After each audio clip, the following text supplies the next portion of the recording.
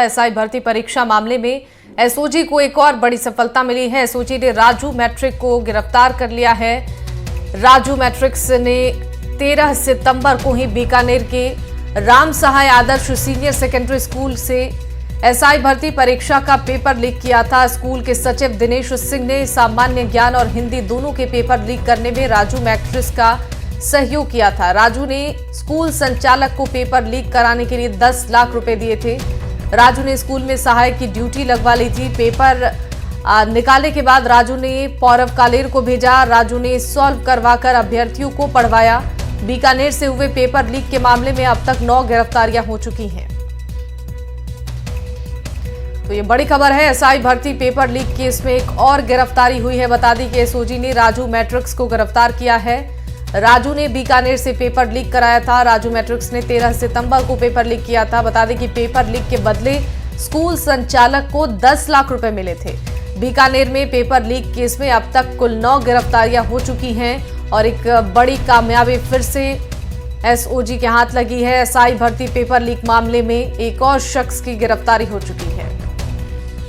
तो एसओजी ने राजू मैट्रिक्स को गिरफ्तार कर लिया है और राजू से पूछताछ चल रही है। ज्यादा जानकारी देंगे हमारे संवाददाता सोमू आनंद, जुड़ रहे हैं हमारे साथ live. Somu, SI paper leak मामले में लगातार गिरफ्तारियां हो रही हैं। अब तक 9 गिरफ्तारियां हो चुकी हैं और एसओजी को एक और सफलता मिली है। राजू को गिरफ्तार किया गया है। इस पूरे मामले में क्या अपडेट है?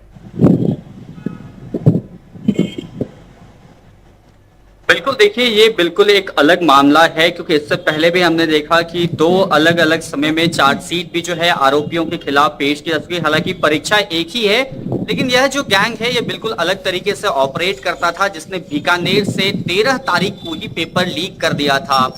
इससे पहले जिन गैंग से जुड़े लोगों की गिरफ्तारी हो रही थी, जिसमें ट्रेनी एसआई भी शामिल थे, वहां 14 तारीख और 15 तारीख का पेपर लीक हुआ था। लेकिन बीकानेर की इस स्कूल से 13 तारीख को ही पेपर लीक हो गया था।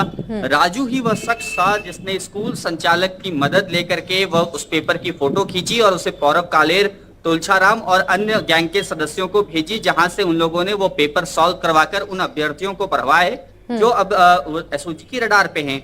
इनमें से 3 ट्रेनी एसआई की गिरफ्तारी भी पिछले दिनों हो चुकी है और एसओजी उनसे पूछताछ कर रही है, उनको रिमांड पर लेकर के।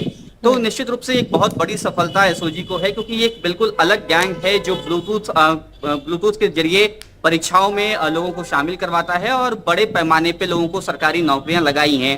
पुलिस को ऐसा संदेह है, ऐसी आशंका है कि यह संख्या जो है वो करीब 3000 के आसपास हो सकती है, जिनको तुलछाराम और इसके गैंग के सदस्यों ने सरकारी नौकरी लगाई है।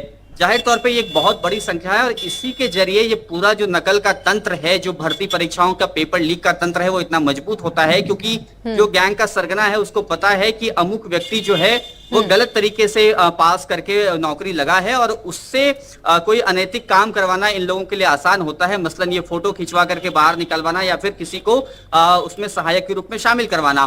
तो ये एक बहुत बड़ी मजबूती जो है इन गैंग के सदस्यों की है। लेकिन अब जब एसओजी की टीम लगातार इस मामले की जांच कर रही है, उसकी परतें खुल रही हैं, तो अब वो सभी लोग रडार पर हैं जो कहीं ना कहीं अनियमितता के जरिए, गलत तरीके से भर्ती परीक्षाओं के पेपर लीक के जरिए या फिर फर्जी सर्टिफिकेट के जरिए कहीं ना कहीं सरकारी नौकरी में लगे हैं। बिल्कुल सोमू, फिलहाल इस पूरे मामले को लेकर क्या जानकारी मिल रही है? एसओजी को कैसे ये जानकारी मिली थी, ये गिरफ्तारी कैसे हुई और राजू मैट्रिक्स से पूछताछ में क्या कोई खुलासा हुआ है और कितने लोग इसमें शामिल थे? देखिए, पौरव कालेर का नाम जो है वो बहुत पहले ही आ चुका था कि उसकी भी संलिप्तता एसआई भर्ती परीक्षा पेपर लीक मामले में है।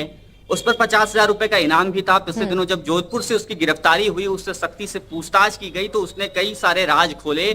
उसमें तुलछाराम का भी नाम आया, राजू मैट्रिक्स का भी नाम आया और उन कुछ ट्रेनी एसआई का भी नाम आया जिनको इन्होंने, इस गैंग के सदस्यों ने पेपर पढ़वाया था। पौरव कालेर की गिरफ्तारी के बाद इस गैंग की परतें खुलने लगी और एसओजी की टीम एक एक कर इन सब तक पहुंचने लगी। हालांकि अभी तक राजू मैट्रिक्स ने क्या कुछ बताया है ये बहुत साफ नहीं हो पाया है। उससे पूछताछ जारी है और जैसे ही उससे पूछताछ के बाद एसओजी को कुछ अहम जानकारी मिलती है, हमें जो भी कुछ पता चलेगा हम एनडीटीवी राजस्थान के माध्यम से दर्शकों को बताएंगे। बहरहाल पूछताछ चल रही है और इसमें इस बात की संभावना है कि कुछ वो नाम भी सामने आ सकते हैं जो इस वक्त और ट्रेनी एसआई के रूप में यहाँ पर कार्यरत हैं। ठीक है सोमू, आपका बहुत बहुत शुक्रिया तमाम जानकारियों के लिए।